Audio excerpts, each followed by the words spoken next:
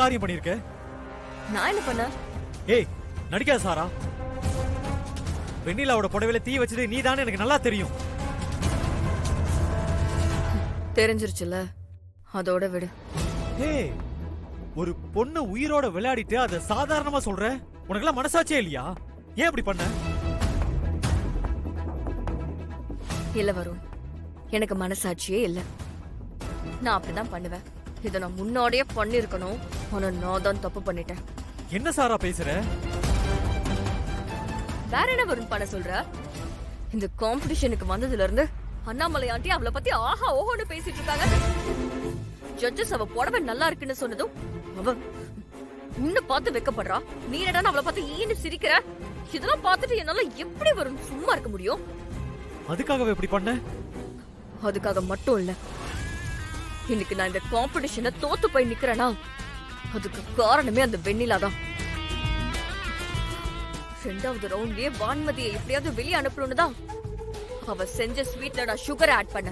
ஆனா அந்த வெண்ணிலா சாமிக்கு வச்ச ஸ்வீட்டை கொடுத்து அவளை காப்பாத்திட்டா. ஃபைனல் ரவுண்ட்ல அவளை எப்படியாவது தோக்கடிக்கணும்னு தான் அவ கிளாத்ல பெயிண்ட் ஊத்திட்ட.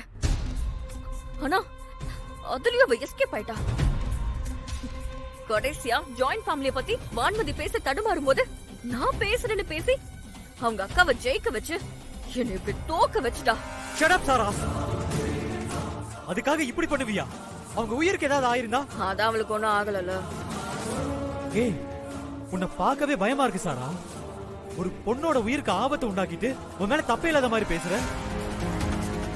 எல்லாரும் வெண்ணிலாவுக்கு என்ன ஆச்சுன்னு பதறி போய் நிக்கிறப்போ எங்க அம்மா கிட்ட நம்ம லவ் பத்தி பேச போற? இங்க பாரு வருண், அது ஏன் மிஸ்டேக் இல்ல. நான் தான் உன்கிட்ட முன்னாடியே சொன்னேன்ல, உங்க அம்மா கிட்ட நீ சொல்லு இல்ல நான் பேசுவேன். உங்களுக்கு வேணா அந்த வெண்ணிலா முக்கியமா இருக்கலாம், ஆனா எனக்கு நம்ம லவ் மட்டும் தான் முக்கியம். பேசாத.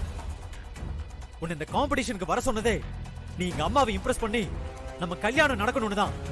ஆனா நீ உன் சுயநலத்துக்காக இவ்வளவு தூரம் போவன்னு நினைச்சு கூட பார்க்கல.